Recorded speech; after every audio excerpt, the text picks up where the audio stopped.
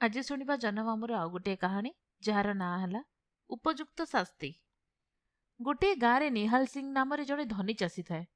से एते कंजूस थिला जे भिकारी मध्य ता द्वार को भिक मागिया जाए नहीं। थरे वर्षा अभाव देश में दुर्भिक्ष पड़ा। धनी चाषी मान घर को जाई लोके करजरे धान आनी चलिले। केतेक लोक जीवन उपरे पड़ू निहाल सिंह घर को गले। हेले से एमानकु देखि रागी उठी कहला, देख सबु भाग्यर कथा। मु कौन चोरी करिछि? परिश्रम करी धन अर्जन करिछि।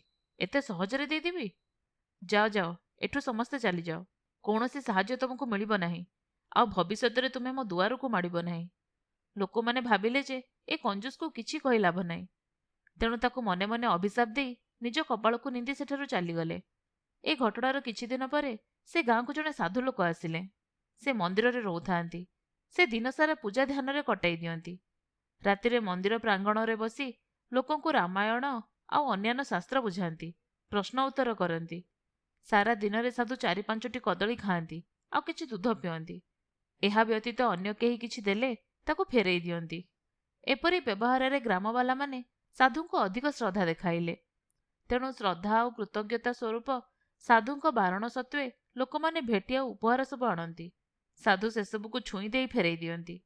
ग्रामर स्वर्णकार हले सुनार कुंडल आनीदेला। साधु ताकू हाथ धरी हसी हसी पुणी फेरई देले। ग्रामर तंती सुंदर पाटजथा आनीदेला। ताकू मध्य साधु हाथ में छुई फेरई देले। तापरे जड़े बड़ व्यवसायी भार करी अनेक उपहार आनिला। ताकू मध्य साधु सेहीपरि कले। एसबु देखि ग्राम लोकंकर साधुंक प्रति श्रद्धा और भक्ति आहुरी बढ़ीगला। एहा छड़ा एपरि प्रचार मध्य होईगला जे साधुंक आशीर्वाद जी पाउछि तार बहुत उपकार होउछि। बहु लोक तांको देखिबाकू आसिले। एसबु कथा निहाल सिंह शुणिबा मात्रे भाबिला जे निजको दानी बोली प्रमाण करिबार ये एक परम सुजोग। तेणु यथेष्ट उपहार नहीं साधुंको देखा करिबाकू जिवो। परे तो सबु पुणी घर को फेरी आसिबो। एपरि भाबी निहाल सिंह गोटे बड़ गाड़ी रे धान बस्ता सबु फल पाछिया मान फूल पाछिया मान आउ मुद्र भरा एक सिंधुक एसबु नहीं साधुंको उद्देश्य चलिला।